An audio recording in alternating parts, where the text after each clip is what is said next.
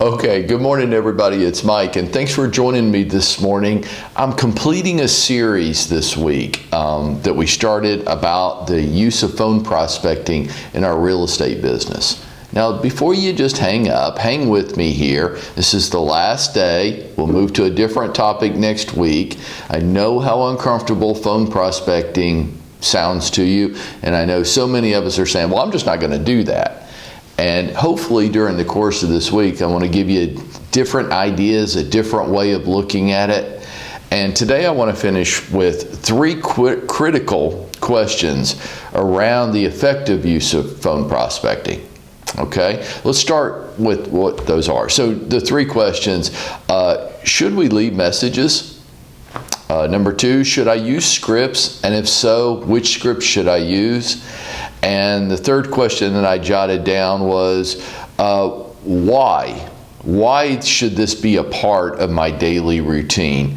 Really, whether I like it or not. Give me a good reason. So I'll try to this morning. Let's start with number one. Should I leave messages when I'm on the phone? I think it depends. I think it depends on the type of call that you're making. Calls where I'm perfectly okay leaving a message would be something like a just listed or a just sold call through a geographic farm. No problem with leaving a message on that and leaving the information with them. A sphere of influence, where I'm touching base with people in my sphere of influence and I didn't catch them when they were available. Got no problem with leaving a message there. Touching base with past clients. Tricky one. Don't really have a problem with leaving a message there, but make sure that I'm not using it as an excuse. I need to come back. Nothing beats. I know everybody likes texting these days. Doesn't beat talking to people. We're in the people relationship business, folks. You can't avoid interacting with people. And trying to do that is part of the problem. So past clients, don't have a problem with leaving them a message as long as I'm not using it as a form of call avoidance. Perhaps if I'm returning like a lead inquiry and I'm following up with them, probably don't have a problem leaving a message for them just so they know I'm trying to get in touch with them.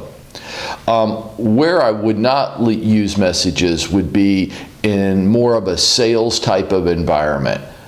For sale by owner, an expired listing type of call, I probably wouldn't leave messages in that environment. The second point for today, should I use scripts, dialogues in my business? There's so many people out there saying that I should. I'm not a big fan, and I want to tell you why. Because I'm not really against scripts, but here's what I'm against. I'm against you sounding like a call center, like a cheesy salesperson, like a robot. And I'm going to say this to you. If you're willing to do the work with the scripts, so that not only do you memorize them, but you know them backwards and forwards, upside down, every which direction, you've internalized them and you've made it your own so that it doesn't sound like a script, that you're willing to put in the work to learn it that well, then I've got no problem with scripts at all. But if you're not willing to put that kind of work in, then what I would prefer for you to do is to have an outline of a call, to have a structure, and to try to follow that structure. And the reason is because, number one, I don't want you to sound like a cheesy salesperson reading people a script. Number two, the customer on the other end of the call, they never stick to the script. One of the assumptions and fallacies about using scripts is that you will participate with me and you will stay in a logical flow that goes along with my script. And when you don't, I get totally discombobulated and now I'm disoriented in my script and I really just want to start again at the top with you and say, hey, would you stick to the script with me, please? Because you're messing me up here. For those reasons, I'm not a big fan of script. And here's the other reason. That so many times the script that we're using isn't really reflective of who we are as a person. If you come across sounding highly manipulative, Well, are you highly manipulative? So do I want to sound like this? Hey, if you felt like you could make more money in less time by listing your house with me today, I don't want to sound like that to people. I don't want to sound like a car salesman to people, just overhyped and highly manipulative, unless that's who you are. But I really don't want to come across like I've got sales breath, because I think it pushes people away from me instead of draws them closer. Third question for today, why? Why should this be a part of my daily routine? I don't like this. I don't want to do it. Aren't there other things that I could be doing that would be just as effective? Yeah, there are. And wouldn't it be great if there was just one way to grow our business and move to the next level? Wouldn't that be great? Like, I'd love that too. That'd be awesome. But there's not. The first reason that I have of why you should do this, why it should be a part of your day, and notice that I emphasize part. I didn't say get on the phone and pound out 5 hours worth of cold calls today. Even if I said it, and even if you believe that it would work, you're not going to do it. Just make it a part of your day. How much of a part? I think that really depends on your level of motivation. The more you want, the more you should probably do of all the different ways of growing your business. The level of intensity would increase the more that you want. But the first reason I have jotted down on why you should make it a part of your day is because it works. That's why. It's effective. Do you have to pound out 5 hours? No, if you do 30 minutes, I'll clap for you. But it works and it's effective. And those of you that attended my session yesterday where we demonstrated live prospecting in 25 minutes, you saw us take care of 3 transaction sites. And not a single person was mean, rude, offensive. No, people were saying, hey, thanks for calling. So it works. That's the first reason. The second reason is it's a different touch point. Yeah, I know you can text people, and I know that's what you want to do, and you want to send them emails, and you want to do everything except put yourself at risk. So for those of you that joined me yesterday, remember the little slide that I had up for you? Your ego is not your amigo.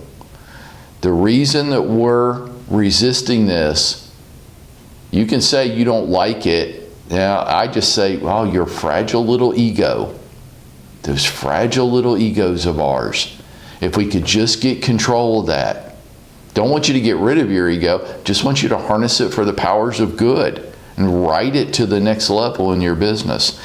Phone is just a different touch point. It's part of every day. And my third reason is my favorite. You know what I'm going to say, don't you? It's free. It's free. So folks, if it's a different touch point and it's highly effective and it works and it's free, how can I not do this? And for all of you out there that are trying to buy your business, whether you're giving away huge referral fees to people like Zillow and OpCity, giving away more than 1/3 of your income, or whether you've even done something sillier like you got on a team so that this team leader can buy internet buyer leads for you and give them to you and charge you some outrageous percentage if you should happen to ever sell anything to all these people. Oh my gosh. Okay, or maybe even worse yet, maybe you're working relo and you're giving away almost half your money. Okay, that's a call for a different time. I'm not going to go on my tirade about that, as ridiculous as it all sounds to me. What I'm going to say to you is, if you want to do that stuff, I guess I don't have that much of a problem with it, as long as you can show me where you've checked all the free boxes. Show me your videos. Show me the number of outbound calls you're making every day. And then I'll go along with you giving away all your money to buy your business. And if your only defense is, I don't feel comfortable doing that, then I'm going to say, that's fine. You get to choose. It's your life. It's your business. I guess I don't care. It's your life. But I am going to ask you this. Do you really expect to get to the next level in your business and profitability only doing things that you feel comfortable with already? Sit on it, chew on it, think about it. And this is Mike, and I am urging you to go out there and make it happen for yourself today.